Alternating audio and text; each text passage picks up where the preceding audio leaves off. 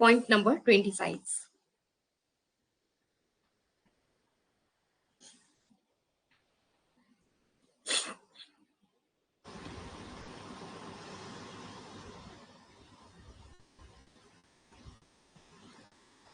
आज visual proper नहीं है मेरे पिक्चर का, बट ठीक है, ज़्यादा कुछ दिक्कत नहीं है, कंटिन्यू करते हैं। चलिए,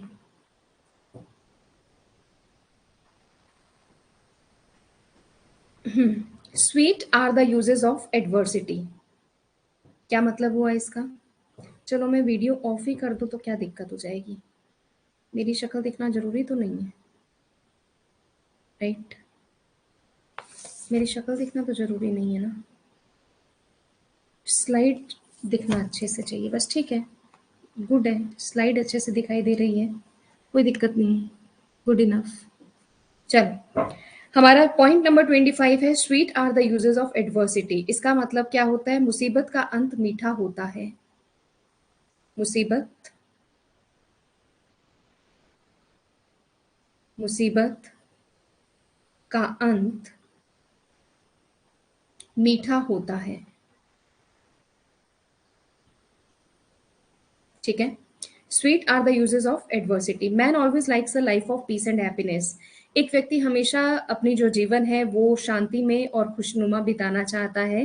ही never like sorrows and misfortunes. वो कभी भी दुख और दुर्भाग्य का को नहीं पसंद करता है।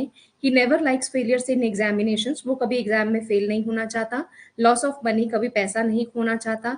डेथ्स इन द फैमिली, ना ही वो चाहता है कि उसकी फैमिली में कोई डेथ हो। एंड सफरिंग फ्रॉम डिजीज, या फिर कोई बीमारी से ग्रस्त हो।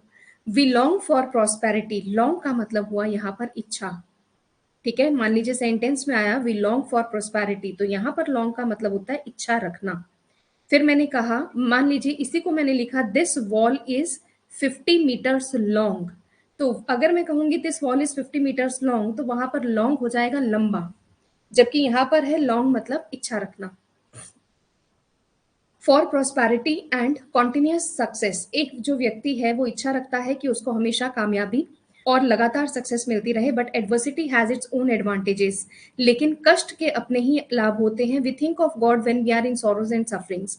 हम हमेशा भगवान को याद करते हैं जब भी हम दुख में या फिर सफरिंग्स में होते हैं या पीड़ित होते हैं।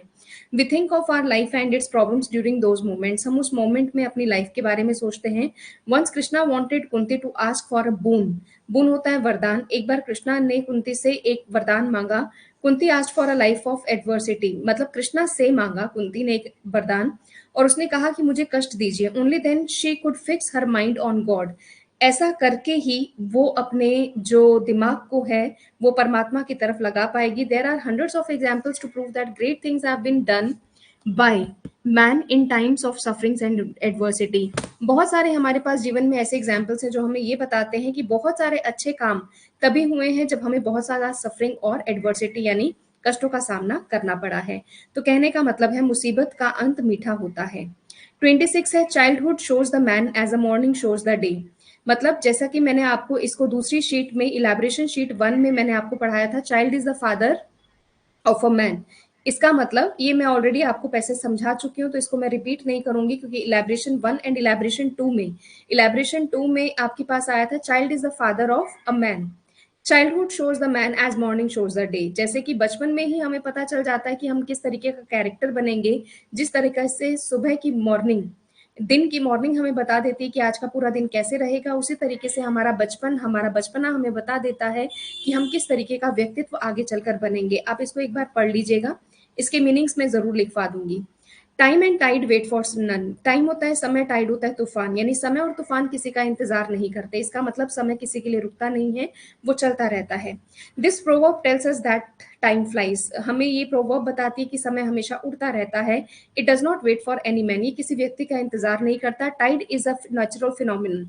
जैसे कि ज्वार एक नेचुरल फिनोमिनन है। It does not wait for the convenience of man. ये किसी व्यक्ति की सुविधा, कोई भी ज्वार है या तूफान है, वो व्यक्ति की सुविधा का इंतजार नहीं करता। If the boat has to sail with the waves, the sailor has to be ready for the tide. अगर बोट वेव्स के साथ, जिस तरीके से समुद्र की लहरें चलती हैं, उसी तरीके से बोट को भी चलना पड़ता है। एक सेलर को, एक नाविक को भी अपनी बोट को उसी तरीके से आगे बढ़ाना पड़ता है। If he fails he Mrs the chance, अगर वो फेल हो जाता है तो उस चांस मिस कर देता है। This proverb has a lesson for a man, ये एक व्यक्ति के लिए सीख है कि since time is valuable, time बहुत कीमती है, we must utilise every second of it, हमें इसका प्रत्येक सेकंड को यूटिलाइज करना चाहिए। Timely action may save us from a great loss, अगर समय पर किया गया जो एक्शन है वो हमें कई सारे नुकसान से बचा सकता है। Steps taken in time mean less labour, मतलब कि अगर समय पर, इन टाइम, समय से पहले, इन टाइम का मतलब होता है समय से पहले जो हम एक्शन लेते हैं वो हमारे लिए बहुत यूजफुल होता है। Better success and less chance of damage, नुकसान के बहुत कम चांसेस होते हैं। Student should be particular about time, ये आपके ऊपर लागू होता है कि आपको अपने टाइम के लिए रेगुलर होना चाहिए। मैं आज पिछले 1 महीने से आपको बोल रही हूँ कि पहले 2 महीने आप राइटिंग में बिता लीजिए, उसके बाद आपके पेपर में कुछ बचेगा नहीं। बट बहुत सारे बच्चे ऐसे हैं जो किसी कोचिंग सेंटर से कहीं से भी पढ़ रहे हैं, तो उनको लगता है कि पहले ग्रामर कर लो, ग्रामर से आप कुछ नहीं हासिल कर पाओगे। यहाँ तक कि बहुत सारे बच्चे ऐसे हैं जो मुझे मैसेज में लिखते हैं, मैडम हम तो नहीं लिख सकते हैं, है ना? वो, उनको लगता है कि मैडम को ऐसा बोल देने से उनका कोई प्रॉब्लम का सॉल्यूशन होगा। मैडम हम तो नहीं लिख सकते, हम तो लिख ही नहीं सकते हैं, है ना? तो वो इस तरीके का जो एटीट्यूड है आपका टाइम वेस्ट करने का, हर दिन मुझे एक मैसेज कर देने का कि मैडम हम तो अपने आप नहीं लिख सकते, हमने तो ये सोचा था, हमने तो वो सोचा था, ऐसा करने से भी आप अपना समय वेस्ट कर रहे हैं। कुल मिलाकर के कुछ स्टूडेंट्स ऐसे हैं जो अभी भी अपने समय को बहुत ही ज़्यादा व्यर्थ कर रहे हैं और कुछ स्टूडेंट्स का परफॉर्मेंस बहुत ही अच्छा है। तो ये कहावत जो है आपके ऊपर लागू होती है। अभी भी कुछ नहीं बीता है, नवंबर पूरा आप राइटिंग में बिताइए। जैसा कि मैंने आपको शेड्यूल भेजा है, व्हाट्सएप पर भेजा हुआ है। जो बच्चे व्हाट्सएप ग्रुप में जुड़े हुए नहीं है वो 9413068656 पर मुझे मैसेज कर दें, मैं उनको उस ग्रुप में ऐड कर लूंगी। लेकिन अपने समय को वेस्ट मत करिए। तो ये पूरी सीख है आपके लिए। Once time is gone it will not return, return की जगह लिखिए it will not be back, be back लिख लीजिए, वो वापस नहीं आएगा। रिटर्न की जगह बैक लिख लीजिए। रिटर्न होता है, मान लीजिए मैंने आपसे कोई चीज उधार ली तो उसको वापस देना, उसको बोलते हैं return. It will not be back, be back कर लीजिए, यहाँ रिटर्न की जगह बैक कर लीजिए, ज्यादा अप्रोप्रिएट है। नेक्स्ट हमारा जो प्रोवर्ब है, make hay while the sun shines, इसका मतलब क्या हुआ? इसका मतलब हुआ बहती गंगा में हाथ धोना, बहती गंगा में हाथ धोना, ठीक है? बहती गंगा में हाथ धोना, देखिए क्या कहता है ये। Farmers have, sorry, farmer farmers have to depend on the weather for lots of things, एक किसान को मौसम के लिए बहुत सारी चीजों के लिए डिपेंडेंट रहना पड़ता है। They dry their hay, they dry their hay in bright sunshine. अब यहाँ पर हे का मतलब क्या हुआ? चलिए इसके कुछ मीनिंग्स लिखवा दिए जाएं आपको, जैसा कि मैं हर क्लास में लिखवा ही रही हूँ। कुछ मीनिंग्स लिखवा दें, उसके बाद इसको भी कंप्लीट कर लेते हैं। नंबर 28 पर हैं हम। हम्म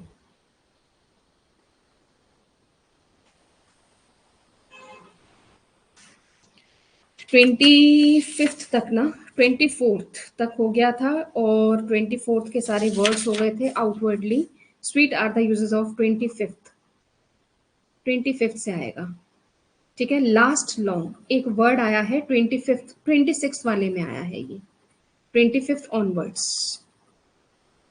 लास्ट लॉन्ग लंबे समय, लंबा समय, लास्ट लॉन्ग लंबा समय।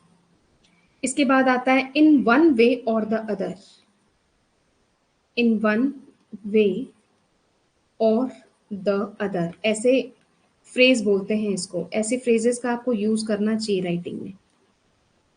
क्या मतलब हुआ इसका? एक तरह से और दूसरे में, एक तरह से और, एक तरह से या फिर दूसरे से,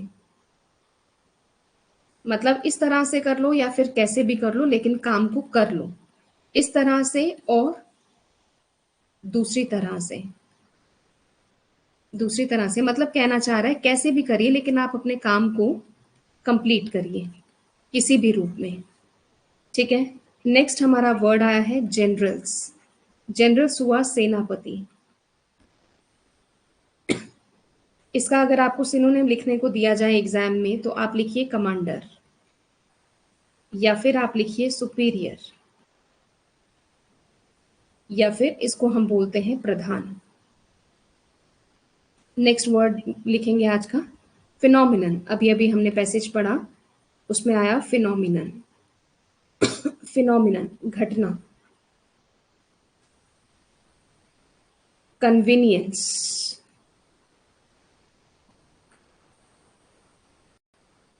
सुविधा।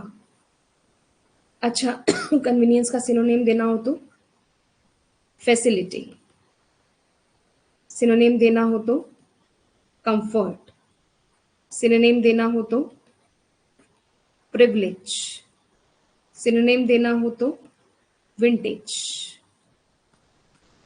बढ़ते हैं नेक्स्ट वर्ड की तरफ। आज का हमारा नेक्स्ट वर्ड है मेक हे। ये वाला था ना, ये वाले पैसेज पर हम आ गए थे 28। मेक हे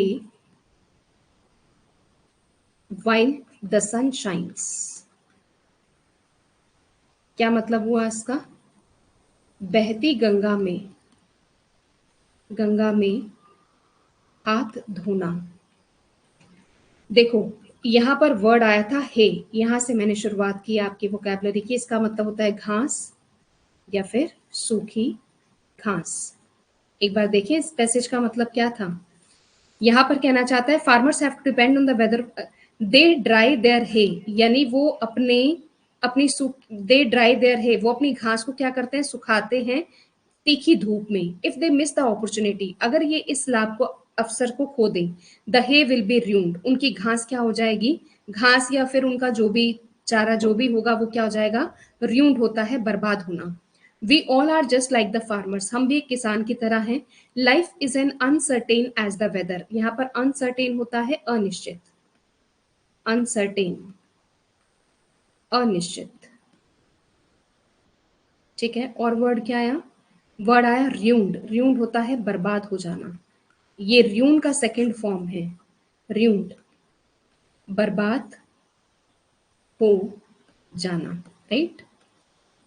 ठीक है, we do not know many things about it, health, wealth, help, cooperation of friends and relatives are all uncertain, ये सारी की सारी चीजें क्या हैं, अनसर्टेन हैं। So we must make the best use of the opportunity that we get in life, इसलिए हमें जो जीवन में जो भी अवसर मिल रहे हैं उनका भरपूर फायदा उठाना चाहिए। It is necessary that we should take advantage of time and energy that we have, हमें अपने समय और अपनी एनर्जी दोनों का ही सदुपयोग करना चाहिए। 29th नंबर है habit is the second nature. इसका मतलब क्या होता है कि जो हैबिट होती है, जो आदत होती है, वो इनबॉर्न होती है, जन्मजात होती है, और ये हमारा एक प्रकृति होती है, एक नेचर होता है। जैसे अभी आप डेली कैंसिल करते हो ना, आज नहीं भेजते राइटिंग, कल भेजेंगे, परसों भेजेंगे, तो ये अब आपने आदत बना ली। इसको ये मत सोचिए कि दिसंबर में जाके आदत आपकी सुधर जाएगी, नहीं सुधरेगी। जो नहीं भेज रहे हैं वो नहीं भेज पाएंगे आगे भी। आप 4 लाइन से स्टार्ट करते, 5 लाइन से स्टार्ट करते, बट आपने हैबिट ही बना ली है। बहुत सारे मैं मैसेजेस कर रही हूँ स्टूडेंट्स को, कोई रिस्पॉन्स नहीं आ रहा है, तो आपने एक हैबिट बना ली है कि ठीक है हमें अपने हिसाब से ही चलना है। तो habit is the second nature, ये प्रकृति बन जाती है। Man is born with some good and bad qualities, एक व्यक्ति गुड और बैड क्वालिटीज से जन्म लेता है। एज ही ग्रोज, जैसे जैसे वो बड़ा होता है, these qualities also grow and develop into nature, ये सारी क्वालिटीज उसके जो गुण होते हैं वो उसके नेचर में आ जाते हैं। Hence nature is in born, इसका मतलब प्रकृति जन्मजात है। यानी कि अगर मैं लिखना चाहूं, हमारे पास वर्ड क्या आए हैं, हमारे पास वर्ड है nature is inborn, nature is inborn. इसका मतलब हुआ प्रकृति, प्रकृति जो क्या है, नेचर प्रकृति, या यहाँ पर हुआ आदत, जन्मजात है, जन्मजात है। आदत हमारी क्या है, जन्मजात है। इसी पैसेज में एक वर्ड आएगा, मैं लिखवा देती हूँ, एग्रीगेट। एग्रीगेट का मतलब होता है कुल। अगर मुझे इसका सिनोनिम देना हो तो मैं दूंगी कीन, और दूंगी मैं फैमिली, फिर मैं दूंगी नेम, ठीक है। या फिर एग्रीगेट होता है कुल या फिर समस्त, टोटल जिसको हम बोलते हैं, ठीक है। बढ़ते हैं आगे। These habits once formed can hardly be changed, hardly होता है ना के बराबर। अगर ये आदत एक बार बन जाए तो ना के बराबर, मुश्किल से ही, ये मुश्किल से ही चेंज हो पाती हैं, मुश्किल से ही, ये मुश्किल से ही चेंज हो पाती हैं। एग्रीगेट आ गया, समस्त। इन thus habit is said to be second nature of the man. Good habits produce good nature and effects, bad habits have bad effects. That is why we should be very careful about our habits. The best way, therefore, of building up character is to create good and desirable. Desirable मतलब जो आपकी इच्छा हो। कहने का मतलब है अगर अच्छी आदतें डालेंगे तो अच्छी चीजें प्राप्त होंगी, बुरी आदतें डालेंगे तो बुरी आदतें डेवलप होंगी। वैसे हर व्यक्ति कोई भी नहीं चाहता, इंटरनली आप देखो तो कोई भी गलत काम या कुछ गलत करना नहीं चाहते हो आप, आपसे हो जाता है। डिजायरेबल होता है इच्छा युक्त, इच्छा, डिजायर।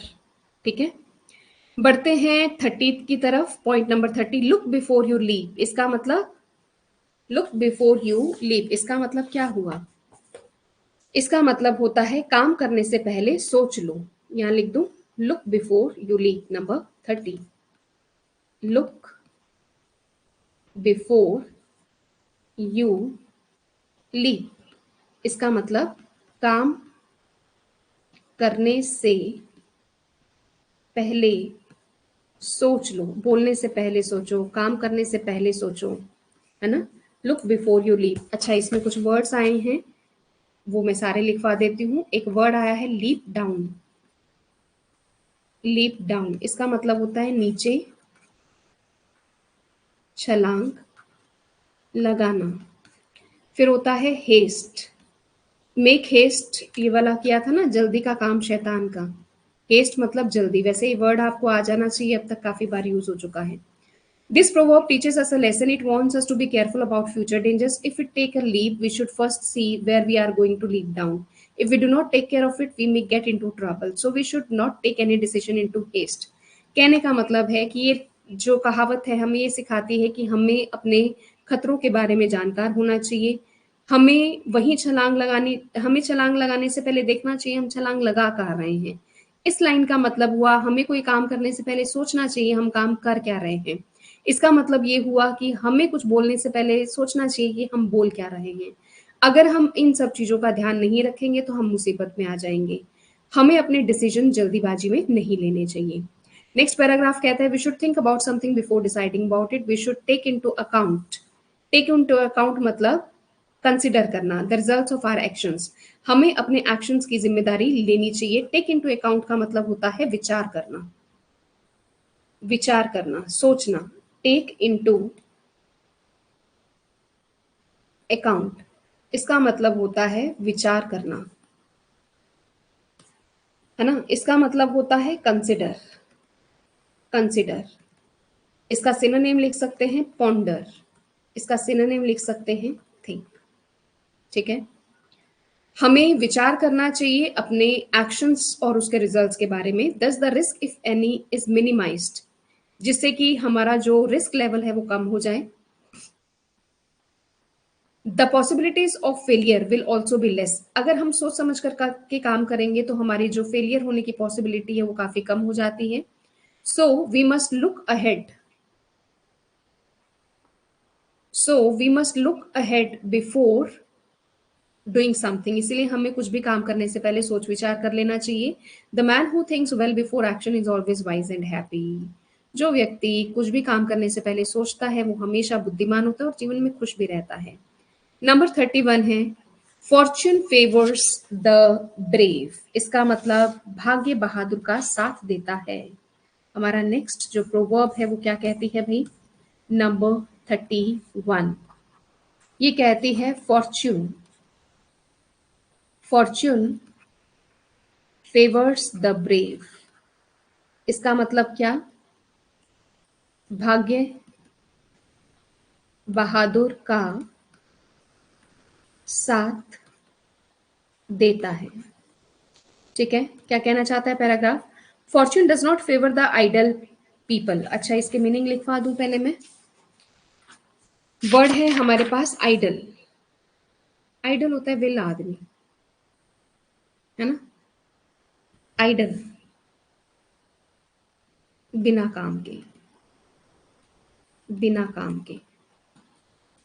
अगर मैं आइडल से वर्ड बना दूं आइडलर, इसका मतलब होता है आलसी आदमी। इसका मतलब होता है आलसी आदमी। ठीक है, अच्छा कहाँ गए हम? आइडलर। मतलब अगर एक शेर सो रहा है तो उसके मुंह में शिकार अपने आप नहीं चला जाता, उसके लिए भी उसको मेहनत करनी पड़ती है, चाहे वो शेर ही क्यों ना हो। It does not favour those who do nothing in life, but it helps those who try for success. It favours those who do their duty with courage. A sleeping lion can not get a deer in its mouth. एक सोते हुए शेर के मुंह में कभी भी अपना शिकार नहीं आता। कहने का मतलब है जो मेहनत करता है वो पाता है, जो मेहनत नहीं करता वो नहीं पाता। It is idle to curse, मतलब कि एक अभिशाप है। अगर आप वेले बैठते हैं तो एक तरीके का अभिशाप है। ये आप अपने भाग्य को और सुला देते हैं। Instead we must work hard with all the power we have in us. हमारे अंदर जो भी पावर है हमें पूरी संपूर्ण ताकत के साथ काम करना चाहिए। Success comes to those who try. Success उन्हीं के पास होती है जो ट्राई करते हैं। Even God helps only hard working people. In the Gita Lord Krishna asked Arjuna to do his work. He should not care about the fruits. Fruits होता है परिणाम। So fortune is not the reward of those who leave their work to luck and waste their time. It favors only the brave and hardworking people. Fortune उनके लिए काम नहीं करता है जो बैठकर खाली सोचते रहते हैं और उनको लगता है हमें बैठे बैठे कुछ मिल जाएगा, है ना। एक वर्ड आया है फ्रूट। देखिए फ्रूट होता है फल निश्चित तौर पर। इसको मैं दो तरीके से, इसमें अगर मैं एस ऐड करती हूँ तो इसके दो तरीके से मीनिंग निकलते हैं। यहाँ मैंने लिख दिया फ्रूट्स। ये मान लीजिए एक बास्केट है, बास्केट में अलग अलग प्रकार के अगर फल रखे हैं तो उनको हम कहते हैं फ्रूट्स। मतलब एक बास्केट में अलग अलग प्रकार के, अगर सिर्फ एप्पल है तो फ्रूट ही कहलाएगा। ये एक बास्केट है, इसमें 12 अगर एप्पल हैं तो ये फ्रूट ही कहलाएगा, फ्रूट्स नहीं कहलाएगा कभी भी, याद रखना। फ्रूट का प्लूरल नहीं होता। लेकिन इसमें एक एप्पल आ गया है, एक बनाना आ गया और कोई भी फ्रूट आपने आ गया तो काइंड्स ऑफ फ्रूट होता है। और एक फ्रूट्स का मतलब होता है परिणाम, जिसको हम कहते हैं रिजल्ट। ये मैंने आपको एक शीट करवाई है कंफ्यूजिंग वर्ड्स। ये आपके कंफ्यूजिंग वर्ड्स में भी काफी काम आएंगे। चलिए बढ़ते हैं आगे। तो ये हो गया भाई, बिना टाइम वेस्ट किए मेहनत करो, कुल मिला के यही है। हेस्ट मेक्स वेस्ट, क्या मतलब हुआ इसका? जल्दी का काम शैतान का, है ना। जल्दी में कोई भी काम नहीं करना चाहिए। Number 32, haste makes waste. इसका मतलब हुआ जल्दी का काम, जल्दी का काम शैतान का। ठीक है, क्या कहता है paragraph? Anything done in haste, जो भी काम जल्दीबाजी में किया जाता है, इज जनरली बैडली डन, वो बुरी तरीके से ही होता है। The man who is in haste has no time to think about the problem carefully, he is in a hurry. In a hurry होता है जल्दीबाजी में, to do something and finish off his job. But the work done in haste is seldom, seldom होता है ना के बराबर, seldom होता है ना के बराबर। Naturally he has to do it again. The energy and efforts put in first in a hurry go waste. So we should not do anything in haste, haste कर दीजिए, hot हटा दीजिए, and spoil our time and money. We need to plan our work, consider the details and then put our plan into action with all care and caution. Only then we can succeed in life. बहुत आसान सा paragraph था, इसमें एक word आया है in a hurry। कुल मिला के पैसेज का जो सार है इसका मतलब होता है जल्दीबाजी में। पैसेज का जो सार है वो यही है कि आप टाइम अपने कोई भी काम को पूरी प्लानिंग के साथ करिए। हो सकता है कि आपकी एनर्जी वेस्ट हो जाए। जल्दी में किया हुआ काम शैतान का होता है। नंबर 33 है, a man is known by the company he keeps. व्यक्ति अपनी संगत से पहचाना जाता है। Number 33, a man is known by the company. आपने मुझे इजी लैंग्वेज में बोला था, तो जो सेकंड शीट है वो इजी लैंग्वेज ही है। जो फर्स्ट शीट है वो थोड़ा सा प्रोफेशनल लैंग्वेज है ना। बट बच्चों ने कहा इजी लैंग्वेज में लिखिए, तो इजी लैंग्वेज में आपके लिए दूसरी बार मेहनत की गई है इस पर, है ना। 2 बार मेहनत की गई है। तो यहाँ पर मैंने इजी इजी वर्ड्स दिए हैं। आपको जो भी कन्वीनियंट आपको लगता है वो शीट अच्छी लग रही है उसमें से कर लो। सेम ही टॉपिक है, कोई 2 4 5 अलग होंगे उसके लिए कोई बड़ी बात नहीं है, वो आपको अलग से समझा देंगे। बार बार मैं हर क्लास में एक ही बात रिपीट करती हूँ ताकि कोई भी स्टूडेंट बीच में से देख रहा है तो एटलीस्ट उसको समझ में आए। बाकी मैं डेली रिपीट करती हूँ, राइटिंग भेजो, पता नहीं कितना कुछ रिपीट करती हूँ। सो आप समझ जाइए। व्यक्ति अपनी संगत से ही पहचाना जाता है। Man is a social being, he cannot live alone, he needs companions, this companions have strong influence upon him. देखिए सारे मीनिंग लिख रखे हैं, अलग से भी लिख रही हूँ इनके अलावा जो आ रहे हैं। It is our companions who shape our character. हमारी जो संगत है वही हमारी कैरेक्टर को बिल्ड करती है। अगर कंपेनियन अच्छे होंगे और हम उनसे प्रभावित हैं उनकी अच्छी क्वालिटी से, तो हम अच्छे व्यक्ति बनेंगे। अगर हमारे जो दोस्त हैं, जहाँ जो हमारा एनवायरनमेंट है वो ठीक नहीं है, या हमने ऐसे चीज का चुनाव किया है जो हमें गलत रास्ते की तरफ ले जाए, तो फॉल्स फ्रेंड वाले हो गया, है ना, इजी है। तो shows me a man's companion says a proverb, है ना। एक मतलब कि कोई कहता है कि आप मुझे किसी, मान लीजिए आप मेरे पास आए, आप मुझे नहीं जानते, थोड़ी देर के लिए सोचिए, मान लीजिए आप मेरे ऑफिस में आए, आप मुझे कुछ नहीं जानते, आप पहली बार मिलेंगे, लेकिन आपने देखा कि मैं क्लास ले रही हूँ और मेरे ऑफिस में, मान लीजिए मैं एग्जाम्पल दे रही हूँ, उसको आप सीरियस मत ले लीजिएगा। मान लीजिए कि मेरी 4 फ्रेंड मुझसे मिलने आई और एक वहां पर ड्रिंक कर रही है और एक वहां पर स्मोक कर रही है। प्लीज ध्यान दीजिए, मैं सिर्फ एग्जाम्पल दे रही हूँ, किसी इस कोई भी एग्जाम्पल पिछले कई क्लासेस में दिए गए किसी घटना व्यक्ति से संबंध नहीं रखते हैं। ठीक है, मान लीजिए कि वो स्मोक कर रही हैं और वो मेरी फ्रेंड्स हैं, तो मेरे आने से पहले आपको पता चल जाएगा कि मैडम की पर्सनालिटी क्या है ना। वहां से आपको पता चल जाएगा कि जिनकी फ्रेंड्स हैं आप, हाँ जरूरी नहीं है कि नेसेसरी नहीं है कि हो ही हो, बट ऑलमोस्ट हम अपने साथ के या एक जैसे लोगों के साथ ही मिलना पसंद करते हैं, राइट। तो मैंने जस्ट आपको एग्जाम्पल दिया है। And this is a fact as birds of the same feather flock together, मतलब कि ये भी आपके पास आया है, मैंने लास्ट क्लास में आपको बताया था। मतलब सेम सेम कम्युनिटी, इसका मतलब होता है चोर चोर मुसेरे भाई। Birds of the same weather flock together, ये नंबर 40 पर आपका है, 40 पर इसका। अब देखिए जो नंबर 40 है और जो नंबर 33 है, इनका मीनिंग सेम है, दोनों का हाफ हाफ कुछ, मतलब कि लगभग लगभग 80 वर्ड्स का मैंने लिखा हुआ है। आप चाहें तो इनमें से बहुत सारा कंटेंट ले सकते हैं। Number 34, strike the iron while it is hot, इसका मतलब क्या हुआ, इजी सा है, पढ़ा हुआ है आप लोगों ने। अफसर को हाथ से न जाने देना। नंबर 34, क्या मीनिंग हुआ इसका, strike the iron while it is hot, अफसर को हाथ से न जाने देना। जैसे अभी आपका एग्जाम है तो आप इसी पर फोकस करिए। कुछ बच्चे अभी से ही हार कर बैठ गए हैं कि भाई 2024 का ही क्लियर करेंगे, तो ऐसा होगा नहीं वैसे, है ना, बट स्टिल आपको प्रयास करना चाहिए और पूरे दिल के साथ करना चाहिए। There is time for everything, the work done at right time is well done, if we do something at the inopportune अनुपयुक्त hours we are likely to fail. A blacksmith, blacksmith क्या होता है भाई, चलिए लिख लीजिए।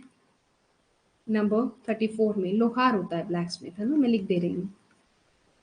कहने का मतलब है कि समय पर किया गया काम। अब समय पर किया गया काम आपने देखा होगा, पीछे हमने कितने सारे इसी पर पैसेज किए, बार बार एक ही चीज को क्या ही पढ़ाएं, है ना। मतलब कि एक लोहार पीटता है आयरन को जब वो गर्म होता है, इस तरीके से वो अपनी कोई भी चीज या ज्वेलरी बना पाता है। लेकिन अगर वो ठंडा हो, लोहा उसको पीटते जाए तो उसका फायदा नहीं होगा, अपने डिजायर्ड शेप में नहीं आएगा। ह्यूमन बीइंग के साथ भी ऐसा ही है, अगर वो अपनी इंटेलिजेंस और इमेजिनेशन को जज ना करके, बल्कि अ मैन शुड जज the situation through his intelligence and imagination, एक व्यक्ति जो है किसी भी सिचुएशन को अपनी बुद्धिमत्ता से और अपनी काल्पनिक शक्ति से ही इमेजिन करता है।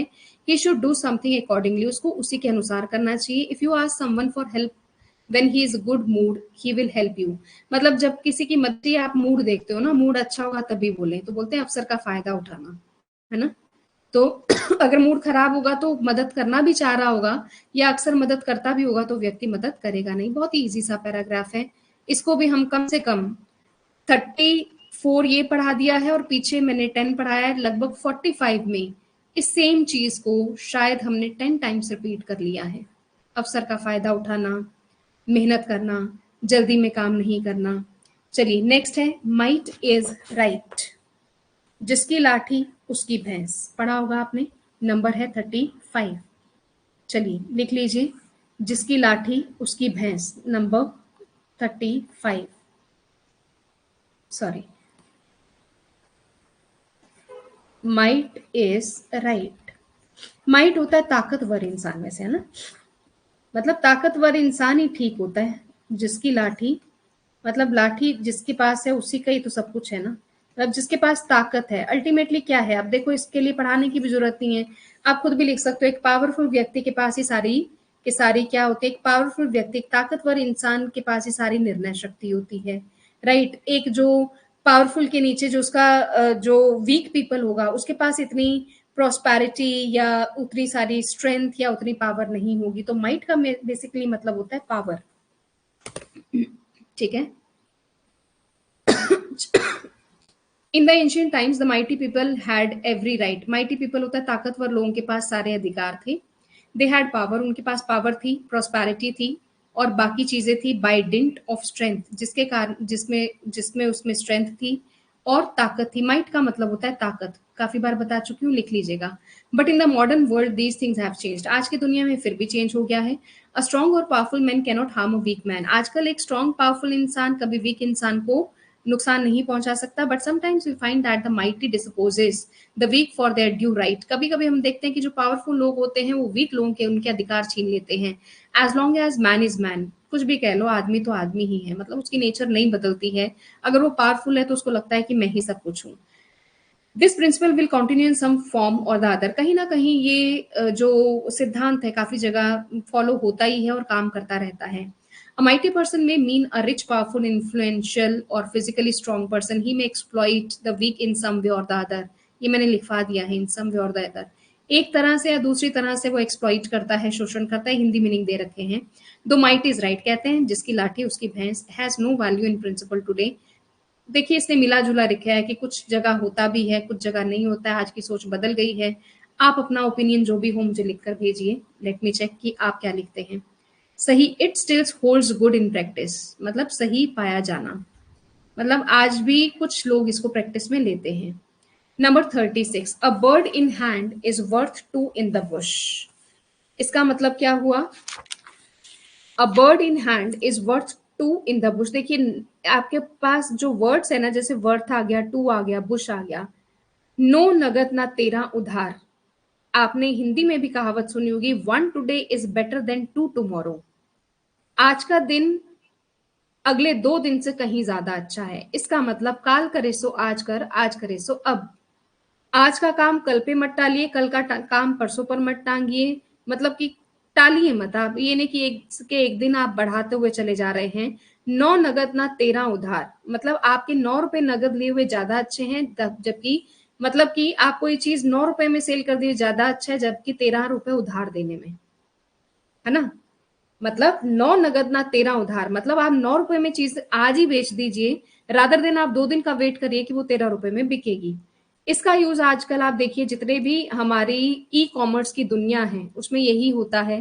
सेल्स लगा देते हैं, 2 घंटे के अंदर अंदर लेना है तो आप 500 का ही ले लो, 2 दिन बाद लोगे वही चीज आपको 5,000 की मिलेगी, राइट। तो कहने का मतलब है, जो करना है आज इसी समय में, जो मिल रहा है जैसा मिल रहा है उसी को यूटिलाइज करो। 2 दिन के बाद का वेट मत करो कि ये हो जाएगा तो हम ये कर लेंगे, काल्पनिक मत चलिए, प्रैक्टिकल चलिए। तो ये कहावत प्रोवर्ब है, आपको कितना कुछ सिखाती है। आज का काम कल पर मत छोड़िए, ये भी एक मीनिंग है। आज अगर आपको किसी चीज के 3 रुपए मिल रहे हैं और कल 10 रुपए मिल रहे हैं, तो 10 का वेट मत करिए, आज ही 3 रुपए में बेच दीजिए। मतलब आज यानी आप अपने प्रेजेंट को ही स्ट्रांग बनाइए, अपना प्रेजेंट को ही वैल्यू करिए, अपने प्रेजेंट में लालच मत करिए और अपने प्रेजेंट को ही तवज्जो दीजिए। आप सोचते हैं कल मैं मैडम को 4 लिख कर भेजूंगा, इससे अच्छा आप आज आधा लिख कर भेज दो, आपका काम कम हो जाएगा। क्या कहते हैं, one today is better than two tomorrow, एक जो आज है वो अगले 2 दिनों से कहीं ज्यादा महत्वपूर्ण है। अ थिंग इन आर पोजिशन, आपने देखा जब कोरोना आया तो हमने ऐसा लगा हमने काफी सारी चीजें मिस कर दी हैं, तो तब लगा ना कि पहले ही कर लेते।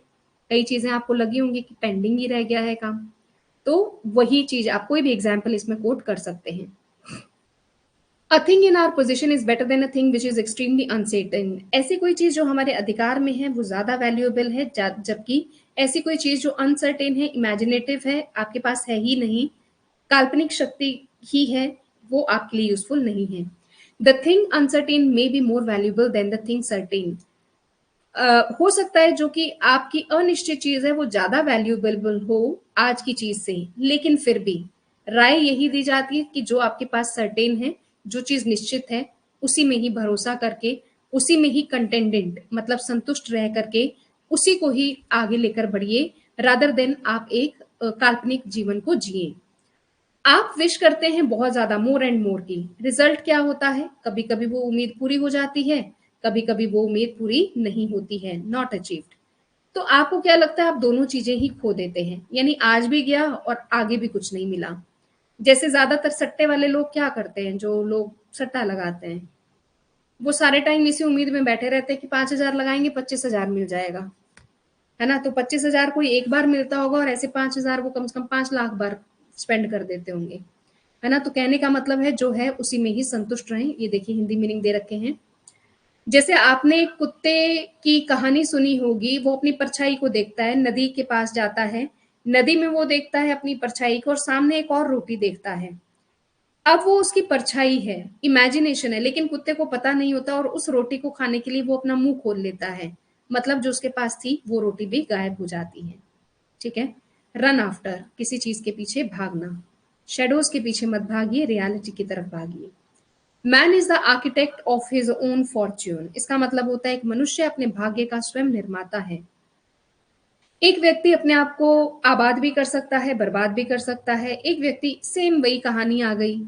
हम अपना भाग्य कैसे बनाते हैं, ऊपर 10 आपके पास पैराग्राफ गए हैं जिसमें आपको बोला गया है समय पर काम करो, जिसमें आपको बोला गया जो चीज निश्चित है आप उस पर यकीन करो, जिसमें आपको बोला गया है कि आप जल्दीबाजी में काम मत करो, प्लानिंग के साथ काम करो, आप अपने भाग्य का निर्माता खुद हो।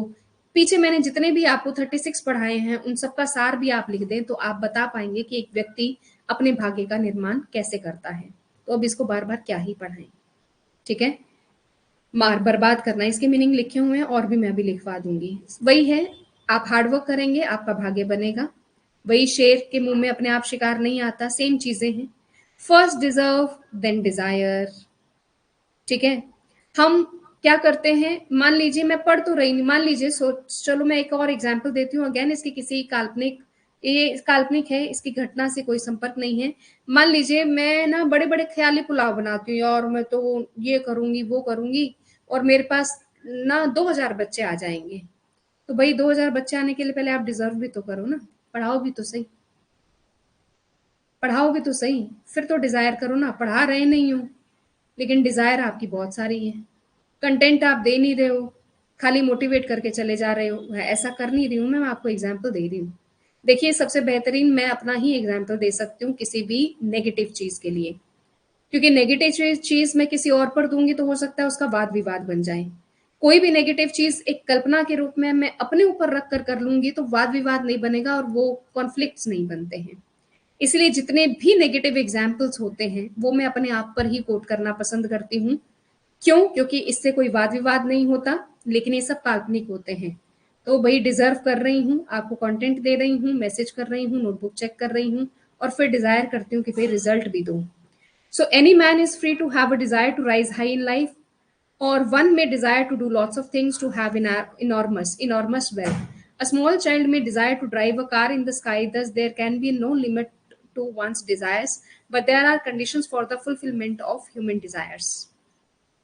इफ अ स्टूडेंट वेट्स, देखो फिर से आ गया, स्टूडेंट अगर टाइम वेस्ट करता है, गॉसिप करता है तो अपना समय गवा देगा, फिर वो चाहता है मेरा एग्जाम भी क्लियर हो जाए, आइडलर होता है, वही ऊपर वाले सारे वर्ड्स आ गए, विला आदमी जिसको बोलते हैं। तो कुल मिला के ये भी सब वही है, सेम पैसेज है, बार बार क्या रिपीट करें।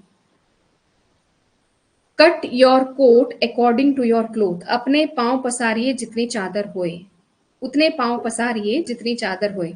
चलिए कुछ मीनिंग्स लिखवा देते हैं जो आए हैं। 35 तक हो गए थे, पहुंच गए हैं हम 39 पर। उससे पहले जो भी रेलिवेंट मीनिंग्स हैं उधर भी लिखे हुए हैं और इधर भी जो आ रहे हैं वो भी लिख रही हूँ। वर्ड आया था इसमें डिसेप्टिव,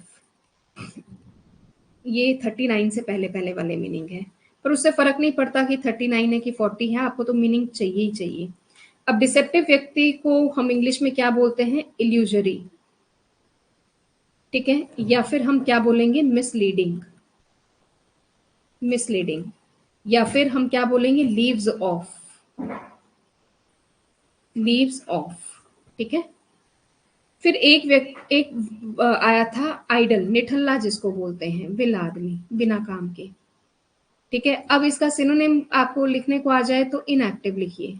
बहुत सारे वर्ड्स लिखवा रही हूँ, इजी इजी हैं, इससे ज्यादा टफ क्या ही आएंगे, आते ही नहीं है आपके पास इससे ज्यादा टफ। लेजी हो गया, ठीक है, या फिर स्लगिश हो गया, स्लगिश हो गया, इन सब का मतलब होता है निठल्ला, वेला, है ना। एक वर्ड आया है इनॉर्मस, 38 पैसेज में आया है, नंबर 38 में आया है इनॉर्मस। इनॉर्मस होता है विशाल। अब इस विशाल का सिनोनिम लिखने को आ जाए तो भाई ह्यूज कर दीजिए, जियांट कर दीजिए, जाइगेंटिक कर दीजिए, जाइगेंटिक कर दीजिए। एक वर्ड होता है आइडलर, आलसी आदमी, आलसी आदमी। ठीक है, वर्ड है पजेसिंग, आया है आपके पैसेज में। पजेसिंग होता है प्राप्त करना, जैसे पजेस प्राप्त करना। ठीक है, अब प्राप्त करने को इंग्लिश का अगर सिनोनिम लिखना होगा तो रिसीव लिख दीजिए, गेट लिख दीजिए, या फिर ऑप्टेन लिख दीजिए। ठीक है, मैं सारे वर्ड्स 50 तक के सारे वर्ड्स लिखवा दे रही हूँ स्टूडेंट्स, सब एक जैसे पैसेज है, उसका हिंदी मीनिंग भी लिखवा दूंगी। 50 वर्ड तक के सारे वर्ड्स लिखवा दे रही हूँ। 40 में आया है पीजन। पीजन क्या होता है, वैसे कबूतर होता है, पता ही होगा, लेकिन लिख देती हूँ, हो सकता है कुछ स्टूडेंट्स को ना पता हो। कबूतर, अब आपको पता है कबूतर का भी सिनोनिम होता है, 50 तक के पूरे लिखवा दे रही हूँ स्टूडेंट्स। डव हो गया, प्रूपर हो गया। ठीक है, फिर हमारे पास पैसेज में वर्ड आया है इल एट ईज, इसका मतलब होता है बेचैन। ठीक है, बेचैन, इसका मतलब होता है बेचैन, ऑंशियस बोलते हैं बेचैन को इंग्लिश में, ऑंशियस बोलते हैं। आगे आगे से लगा लो, मतलब लगा लो। ठीक है, ऑंशियस बोलते हैं इसको, इल एट ईज। चलिए नेक्स्ट पैरा, नेक्स्ट हमारा जो वर्ड आ रहा है आपके 41 पैसेज में आया है, नंबर 41 में आया है राइटियस, राइटस, राइटियस भी बोल सकते हैं, इसका मतलब होता है न्यायपरायण, न्यायपरायण, या फिर बोलते हैं नेक, या फिर बोलते हैं साधु। इसका अगर हमें सिनोनिम देना होगा तो हम दे देंगे सेंट। 42 में वर्ड आया है स्कॉलर, सारे वर्ड लिखवा दे रही हूँ। स्कॉलर होता है विद्वान, विद्वान, स्कॉलर्स हो गया तो विद्वान एक से ज्यादा हो गए, तो ये एस को मैं ऐसे कर देती हूँ। अब विद्वान का सिनोनिम लिखना हो तो आप लिखिए मेज। डिसाइपल भी लिख सकते हैं। डिसाइपल बेसिकली कौन होते हैं, अनुयायी होते हैं ना, जो बहुत अच्छे से अपने आप को विद्वानों की संगत में रखते हैं और खुद भी विद्वान बनना चाहते हैं।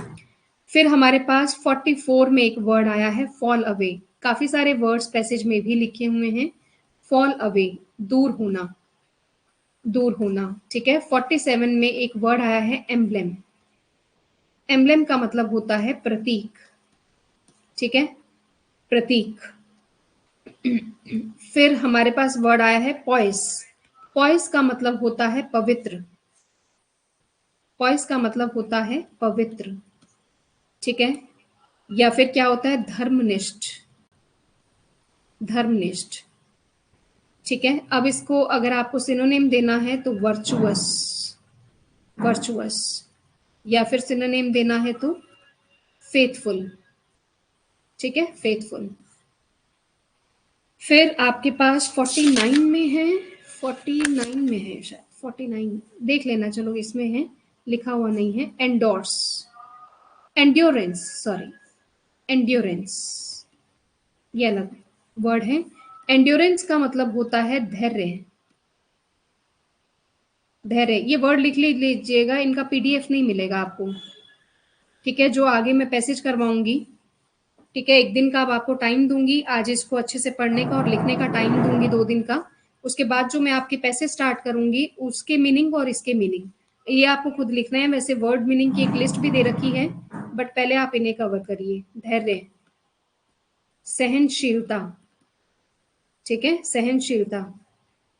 अच्छा, इसको हम बोलते हैं हार्डीमेंट, हार्डीमेंट। चलिए नंबर, हम पहुंच गए हैं नंबर 39 पर। 39 आप देख लीजिएगा, हेडिंग है उतने पांव पसारिए, उतने पांव पसारिए जितनी चादर होए। ठीक है, नंबर 40 है, birds of the same weather flock together, चोर चोर मुसेरे भाई। इसका भी एक्सप्लेनेशन हम 34 में कर चुके हैं। मुसेरे भाई, एक डॉक्टर है, डॉक्टर की संगत में रहना चाहता है। पक्षी है, जानवर की नहीं, पक्षियों की ही संगत में रहना चाहेंगे। एक साधु है, साधुओं की संगत में रहना चाहेगा। एक चोर है, वो चोर की संगत में रहना चाहेगा। तो ये नंबर 34 पे हम एक्सप्लेन कर चुके हैं नंबर 40 को। 41 है, handsome is as handsome does. थोड़ा धीरे कर लो आंटी, क्लास चल रही है तो भी। ठीक है, handsome is as handsome does, काम प्यारा होता है, चाम नहीं। नंबर 41 है, handsome is as handsome does, मतलब कि काम या फिर अभ्यास प्यारा होता है, चाम नहीं। इसका मतलब क्या हुआ, देखो इसको समझा देते हैं। ये cut your coat according to your cloth. ठीक है, कट योर कोट मतलब coat according to your cloth, उतने पांव पसारिए जितनी चादर होए। एक व्यक्ति को वही काम करना चाहिए वो कर सकता है ना। ऐसा नहीं है कि कपड़ा छोटा है और कोट लंबा बनवाना है, तो इसको भी आप लिख सकते हैं बड़े प्यार से। फिर है बर्ड्स ऑफ, ये 34 में एक्सप्लेन कर दिया है, चोर चोर के साथ रहना चाहेगा, आपके कंपेनियन बता देते कि आपका कैरेक्टर क्या है। Handsome is and handsome does, Shakespeare has said in Hamlet, one may smile and be a villain. We should not जज a man by his external appearance alone, मतलब हमें बाहर की सुंदरता देखकर एक व्यक्ति को नहीं आंकना चाहिए, बल्कि उसके गुणों के कारण आंकना चाहिए। एक व्यक्ति बुरा दिख सकता है अपने कर्मों से, और एक व्यक्ति बहुत अच्छा भी दिख सकता है अपने कर्मों से। अल्टीमेटली आपके कैरेक्टर का निर्माण आपके कर्म करते हैं। अगर आपको याद हो तो इसको भी हम एक्सप्लेन कर चुके हैं डीड्स वाले में। आपका कर्म आपके कैरेक्टर को डिफाइन करता है, ये भी हम रिपीट कर चुके हैं। नो पेन नो गेन, बिना हार्डवर्क के कुछ नहीं मिलता, ये भी हम कर चुके हैं। आलसी आदमी से जस्ट ऊपर वाले पैसेज में क्या है, नो पेन नो गेन, बिना प्रयास के कोई भी लाभ नहीं होता है। A bad workman quarrels with his tools, इसका मतलब क्या हुआ, नाच न जाने आंगन टेढ़ा। इसको समझिएगा, इस पैसेज को मैं समझाती हूँ आपको क्योंकि ये रिपीट नहीं हुआ है। नाच न जाने आंगन टेढ़ा, ऊपर वाले देखिए वो रिपीट हुए हैं, इसलिए मैंने एक एक लाइन उसको नहीं पढ़ा है, बट उसके मीनिंग ऐसे आपको इस तरीके से भी दे रखे हैं, और मीनिंग मैंने आपको इधर बोर्ड पर भी लिखवा दिए हैं। ठीक है, the proverb is valuable guide in practical life, our life is not a bed of roses, हमारा जो जीवन है वो कांटों से भरा हुआ है, ये फूलों की सेज नहीं है। We find difficulties in doing our job, हमें अपने काम को करने में मुश्किल होता है, but difficulties have to overcome, लेकिन डिफिकल्टीज से हमें जीतना ही पड़ता है। असक्षम जो व्यक्ति है वो हमेशा बड़बड़ाता रहता है, शिकायत करता रहता है, मैडम ने अच्छा नहीं पढ़ाया इसलिए सिलेक्शन नहीं हुआ, कोचिंग सेंटर वालों ने अच्छा नहीं पढ़ाया इसलिए सिलेक्शन नहीं हुआ, मेरे फादर ने ये नहीं किया, मेरे मदर ने वो नहीं किया, मेरे भाई ने सपोर्ट नहीं किया, मुझे अच्छा एनवायरमेंट नहीं मिला। आप अपने मतलब खुद तो कुछ करना नहीं है, लेकिन दूसरों को पॉइंट आउट करके कमियां निकालते रहना, इसका मतलब ये हुआ। तो एक जो असक्षम व्यक्ति होता है ना, वो दूसरों को पॉइंट आउट करता रहता है, बड़बड़ाता रहता है, शिकायतें करता रहता है, जबकि जो सक्षम व्यक्ति होता है वो हमेशा अपनी मेहनत पर ध्यान देता है, अपने आप पर भरोसा करता है, अपना मतलब किसी और पर रिलायबल नहीं होता है, और किसी और को पॉइंट आउट नहीं करता है। तो क्या कहता है, he is the eternal grumble and keeps complaining, a good workman always takes things in his stride मतलब अपने अधिकार में लेकर चलता है हर चीज को। he sets himself to the task by removing his difficulties, वो अपनी मुश्किलों का सामना कर लेता है, वो अपने हार्ड वर्क पर बिलीव करता है, बड़बड़ाता रही है, कंप्लेन नहीं करता, हर चीज में सॉल्यूशन ढूंढने वाले व्यक्ति। नाच न जाने आंगन टेढ़ा मतलब हर चीज में सॉल्यूशन ढूंढने वाले व्यक्ति कामयाबी पाते हैं। जो असक्षम होते हैं वो शिकायतें करते रहते हैं, और जो शिकायतें करते हैं वो जीवन में कुछ पाते नहीं हैं। बट आप अपनी प्रॉब्लम का सॉल्यूशन ढूंढना चाहते हैं तो शिकायतें नहीं करनी चाहिए, बल्कि सॉल्यूशन की तरफ बढ़ना चाहिए। 43 अभी तक किसी भी पैसेज में ऐसा कुछ आया नहीं था, इसलिए मैंने समझाया। 44 क्या है, prosperity gains friends adversity tries them, फिर से आ गया। मुसीबत में दोस्त आपको पीछे काम आया था ना, फ्रेंड्स इन नीड वाला आया था कि एक मुसीबत में ही परखे जाते हैं दोस्त, वाइफ और आपके जो रिलेटिव्स हैं, ये हमने पढ़ा था। मतलब कि कहने का मतलब क्या है, अगर मैं 44 का हिंदी मीनिंग लूँ तो होगा, in good times friends are easy to gain. अच्छे समय में दोस्तों को पाना आसान है, मुश्किल समय में दोस्तों को पाना बहुत मुश्किल है और वो अक्सर आपका साथ छोड़ जाते हैं। ये भी रिपीटेड है, बस इसका ये प्रोवर्ब चेंज है, ध्यान रखिएगा। प्रोवर्ब चेंज है, हिंदी मीनिंग लिख रखे हैं। Variety is the mother of enjoyment, मतलब कि इसका मतलब क्या है कि परिवर्तन ही जीवन है। अब इस लाइन में आप पूरा सार समझ गए होंगे। मैं डाल रही हूँ 45 नंबर, सॉरी, नंबर 45, नंबर 45, परिवर्तन ही जीवन है, इधर लिख दे रही हूँ। इस प्रोवर्ब का मतलब है परिवर्तन ही जीवन है। मतलब कि हम ये जानते हैं कि जब ऑनलाइन की दुनिया आई थी, जब आपने ऑनलाइन पढ़ना स्टार्ट किया था, 99% बच्चों ने इसको अपोज किया था, बट आज की डेट में हर कोई ऑनलाइन ही पढ़ना चाहता है, क्योंकि समय बचता है, पैसा बचता है, एनर्जी बचती है और आपका फोकस्ड रहते हो आप, राइट। तो परिवर्तन ही जीवन है, तो इसके बारे में भी मेरे ख्याल से हम काफी पढ़ चुके हैं और इसको मैं थोड़ा सा आपको इसके बारे में, इजी है लिखना, नॉट डिफिकल्ट। वी हेट मोनोटोमी, हमें नीरसता पसंद नहीं है, हम डल लाइफ नहीं जीना चाहते, हम चेंज चाहते हैं।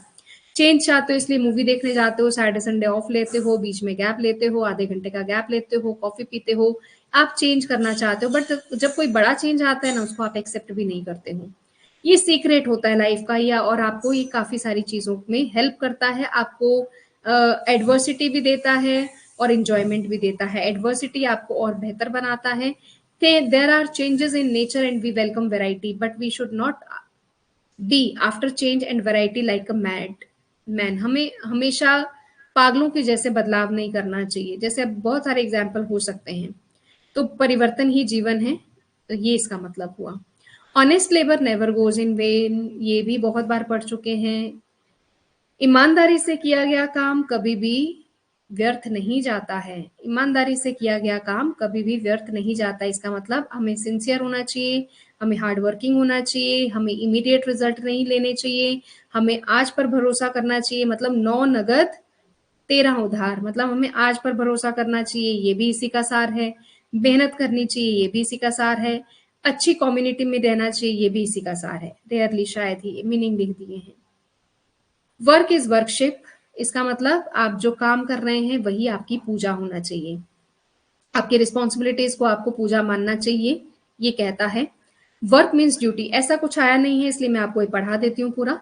Work means duty, worship is an emblem, ये मैंने लिखवा दिया है मीनिंग कि जो पूजा है एक प्रतीक है सिंसियरिटी का, डिवोशन का, ऑनेस्टी का, डेडिकेशन का, कॉन्सेंट्रेशन का।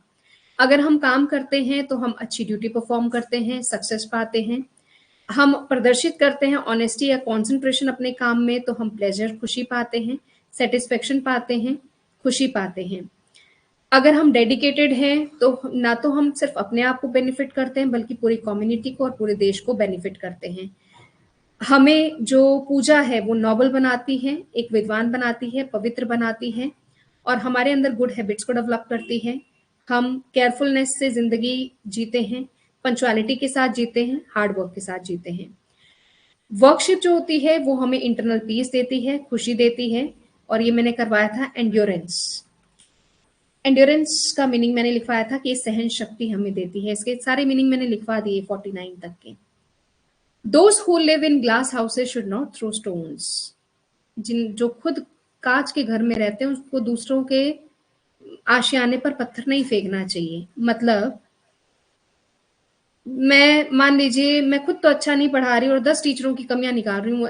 कुछ यूट्यूब्स देखिए आप, उन्होंने क्या किया है, एक इंग्लिश के टीचर है, उन्होंने 10 टीचरों को पकड़ लिया। वो व्यक्ति कुछ नहीं करता, अपनी टीआरपी को बढ़ाने के लिए उन 10 टीचर्स को के वीडियो क्लिप्स दिखाता है। जैसे मैंने मान लीजिए यूट्यूब पे डाला, तो मेरा कोई भी वीडियो क्लिप निकाल लेगा और देखेगा देखो मैडम ने ये पढ़ा दिया, खुद क्या पढ़ा रहा है वो पता नहीं है। ऐसे 10 टीचर ये पढ़ा दिए, गलत पढ़ाया, उसको प्रूफ करने में लगा हुआ है। मतलब खुद तो तुम कुछ कर नहीं पा रहे हो, गलतियां दूसरों की निकाल निकाल करके तुम क्या कर रहे हो।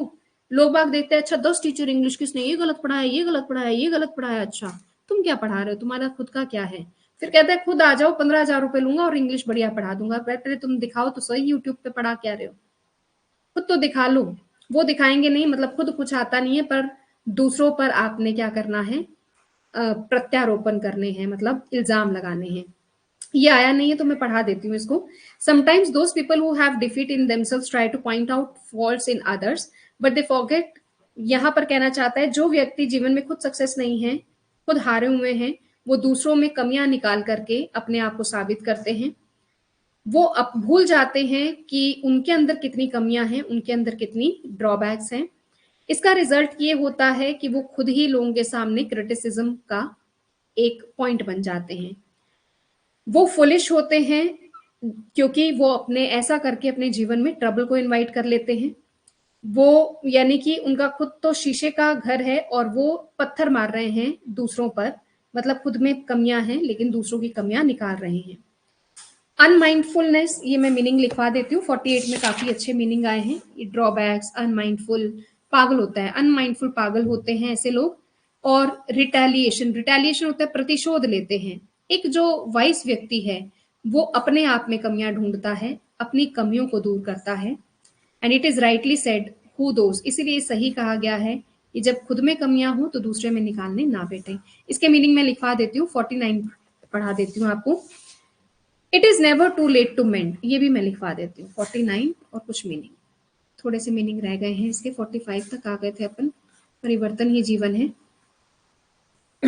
इसमें वर्ड आया है ड्रॉबैक्स, अभी जो हमने 48 पढ़ा ना, ड्रॉबैक्स होता है कमियां। इसका अगर आपको सिनोनिम देना हो तो इसका हो जाएगा फ्लॉज, कमियां। फिर एक वर्ड आया है अनमाइंडफुल, इसका मतलब होता है पागल। सिनोनिम पूछे तो आप मैड लिख सकते हो ना, मैड, MAD, मैड। मेड मत लिख देना, होता है काम करने के लिए जो लोग आप हेल्पर यूज करते हो। फिर वर्ड आया है इसमें रिटेलिएशन, रिटेलिएशन होता है प्रतिशोध। प्रतिशोध का आपको अगर सिनोनिम लिखना हो तो रिवेंज कर दीजिए। ठीक है जी। अब आते हैं हम 49 में। 49 का हिंदी मीनिंग, जो प्रोवर्ब्स की हिंदी मीनिंग मैं यहाँ लिख रही हूँ, यहाँ से लिख लेना आप।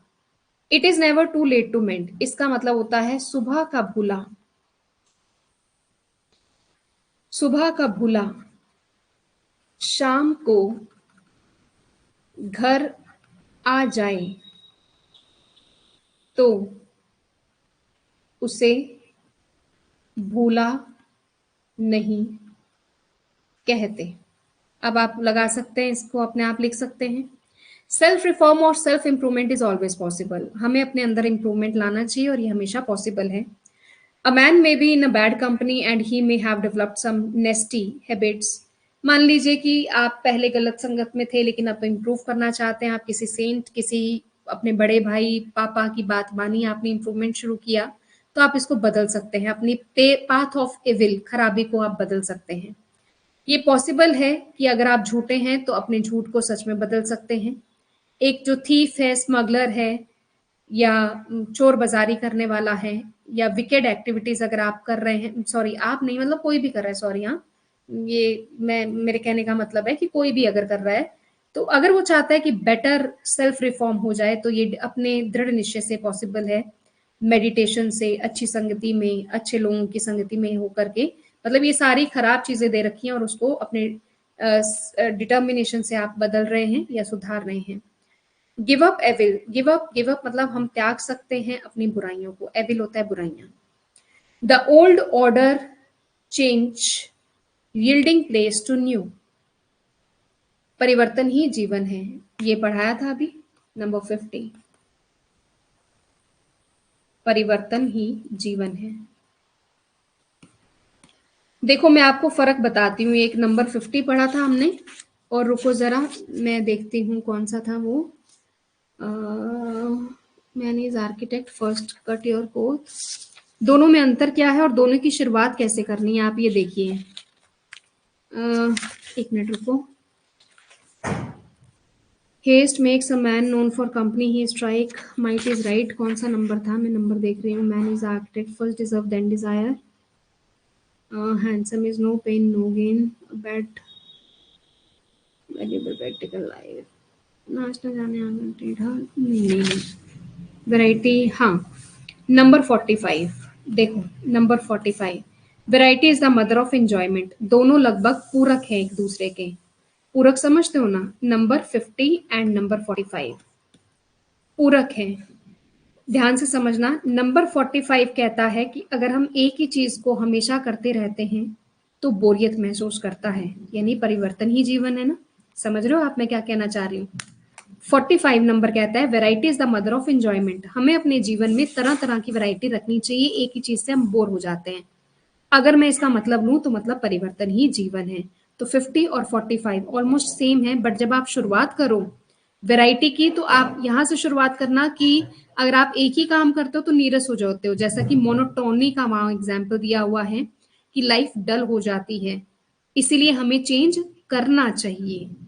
और 50 में आपको शुरुआत कहां से करनी है कि परिवर्तन ही जीवन है और गतिहीन हो जाते हैं अगर हम परिवर्तन ना लाएं तो नंबर 50 और 45 ऑलमोस्ट सेम है, बस ये इसका ध्यान रखिएगा जब आप शुरुआत करें तो नंबर 50 में आप इस चीज पर जोर देना कि change is the law of life, और नंबर 45 पे आप इस चीज पर जोर देना कि एक ही चीज बार बार करने से इंसान की लाइफ डल हो जाती है। बात तो एक ही है पर लिखने का तरीका अलग है। इंडीड होता है वास्तव में, इंडीड होता है वास्तव में।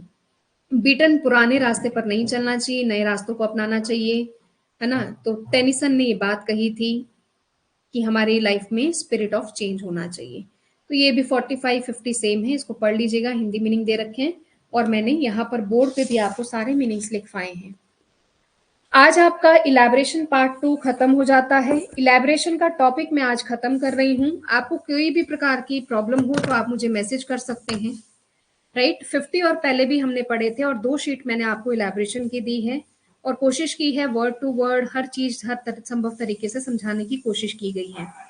आज है 6 तारीख, तो 6 तारीख आपको दी, 7 तारीख आपको दी और 8 तारीख आपको दी। ये 3 दिन आप इलेबरेशन मैक्सिमम लिखिए।